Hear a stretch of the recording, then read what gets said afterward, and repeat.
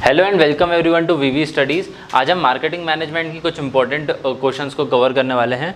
तो पहला हमारा क्वेश्चन है what is promotion mix.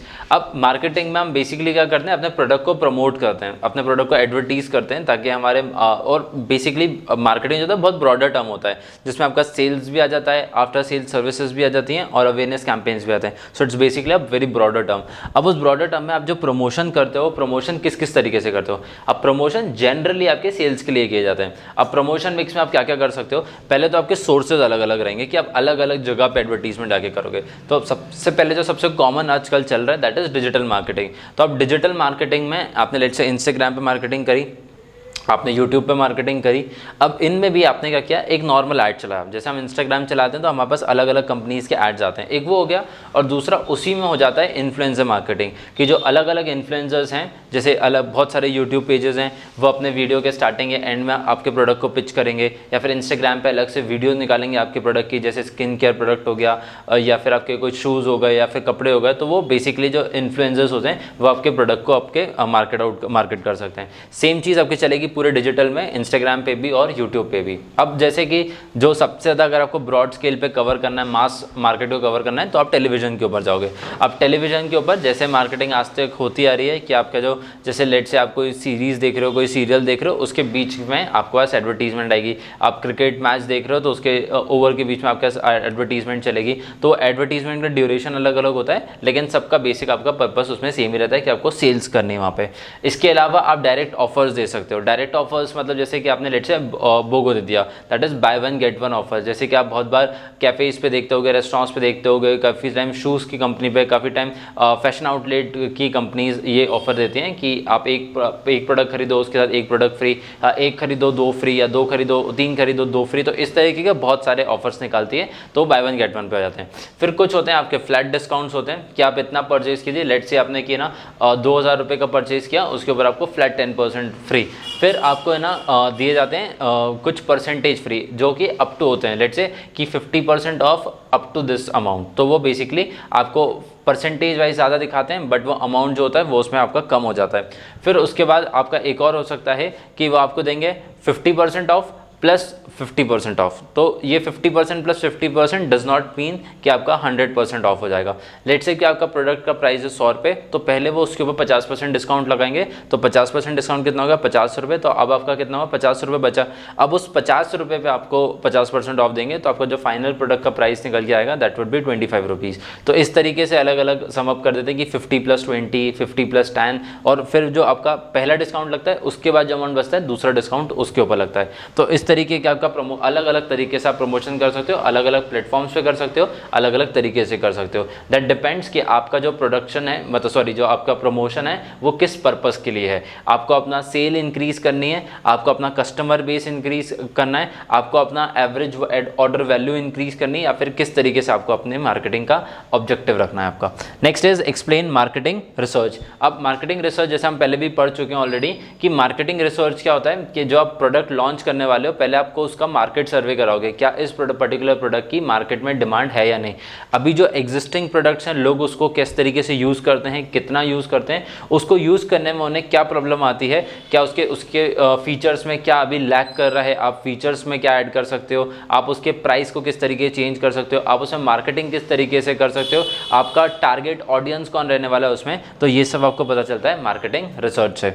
Next is explain market segmentation.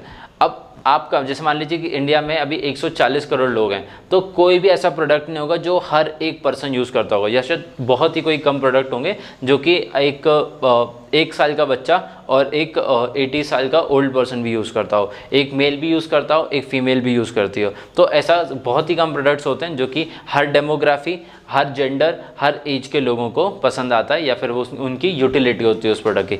तो सबसे पहले आपको मार्केट सेगमेंटेशन करना पड़ेगा। तो मार्केट सेगमेंटेशन करने के कुछ बेसिस ये होते हैं, पहले कि आप ज्योग्राफी के बेसिस पे डिवाइड कर दो। लेट्स से कि वो प्रोडक्ट आपको लग रहा है कि वो सिर्फ नॉर्थ इंडिया में चलेगा, या फिर आपको लग रहा है कि वो सिर्फ ठंडी जगहों पर चलेगा। लेट्स से आपको लग रहा है कि वो कोस्टल एरियाज में चलेगा। तो पहले आपने ज्योग्राफी के बेसिस पे डिवाइड कर लिया, फिर आप उसको डेमोग्राफी के बेसिस पे डिवाइड करोगे। डेमोग्राफी के बेसिस के बाद फिर आप उसको मतलब उसी में आपका आ जाएगा, जैसे कि आपने एज के बेसिस पे डिवाइड कर लिया, जैसे कि अगर आपका कोई स्किन केयर प्रोडक्ट है तो जनरली वो फीमेल ओरिएंटेड प्रोडक्ट ज़्यादा होते हैं, मतलब ज़्यादातर कंपनीज होती हैं, ज़्यादातर प्रोडक्ट्स होते हैं फीमेल ड्रिवन होते हैं। ऐसा नहीं कि मेल ड्रिवन नहीं होते, बट मेनली आप उनको टारगेट करते हो। फिर आपका उसमें आ जाता है एज ग्रुप आ जाएंगे आपके, कि जैसे अगेन सेम चीज़ कि आपका अगर आपका फैशन आउटलेट है, ठीक है, आपके टेक्सटाइल इंडस्ट्री है, तो वो मेन किसको टारगेट करेगा, जेनजीज को टारगेट करने की कोशिश करोगे आप। तो वो हो सकता है कि आप 16 साल से लेकर 30 साल तक के लोगों को आप उसमें टारगेट करो। तो इस तरीके से आप अपना सेगमेंट बनाओगे और फाइंड आउट करोगे कि मेरा परफेक्ट टारगेट ऑडियंस कौन सा है। फिर आप सिर्फ उनको जाके अपना प्रोडक्ट मार्केट करोगे, आप बाकियों को नहीं करोगे, क्योंकि फिर आपका मार्केट आपको लगेगा कि 140 करोड़ लोगों को सेल कर सकता हूँ, बट आपके पोटेंशियल कस्टमर्स जो हैं, और गिवन आपका प्राइस पॉइंट क्या है, गिवन आपका प्रोडक्ट कैसा है, गिवन आपका प्रोडक्ट की क्वालिटी कैसी है, फीचर्स कैसे हैं, कितना हैंडी है वो लोगों के लिए, उन चीज़ों के बेसिस पे डिपेंड करेगा। Next is legal issues with marketing.